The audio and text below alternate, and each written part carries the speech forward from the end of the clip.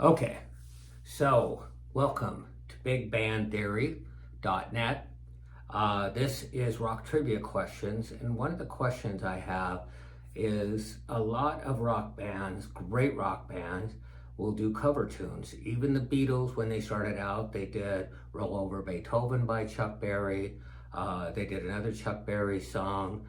They did a Fats Domino's song, Twist and Shout, Chubby Checker song, on and on. So it's not unusual for a great band to also do cover tunes.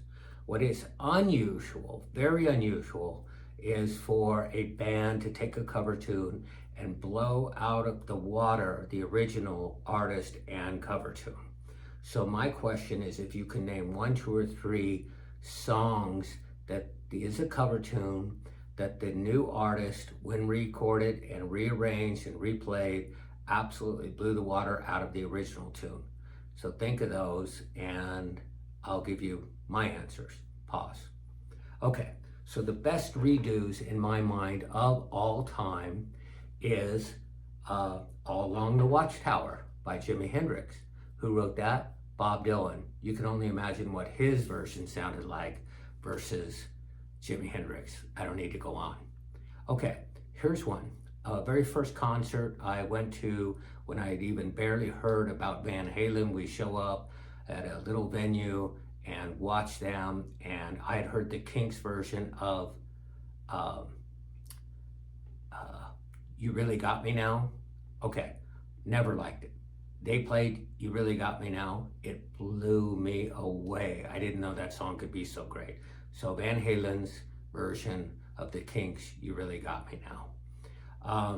Another one that we're familiar with, those of us that are Thin Lizzy fans, I'm a huge Lizzy fan, is on the Live and Dangerous album, they did a song called Rosalie.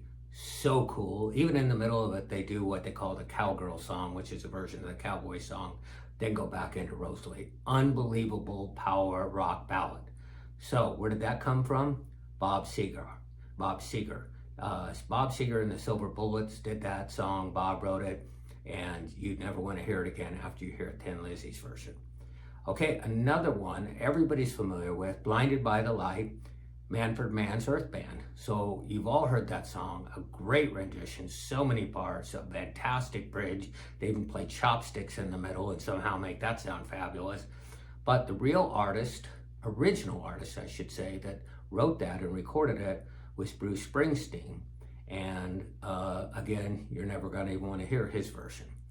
The last one on my list is funny because the Monkees, as if the Monkees could do anything better, well, they did. I'm a Believer was a cover tune that actually Neil Diamond wrote and recorded. And again, you don't want to hear his version because the Monkees really killed that version. Okay, now I'm going to say the ones that they're not. People are going to say Aerosmith, Come Together. Okay, it's good, but the Beatles was fantastic. So how much better is it really? I'm not sure it is. Another one, Live or Let Die by Guns N' Roses. It's really a great rendition. But again, remember, it's Live and Let Die by Wings, and it was already fantastic, so that doesn't count. New York Groove by Kiss. It's good, but again, it's not a blowaway song.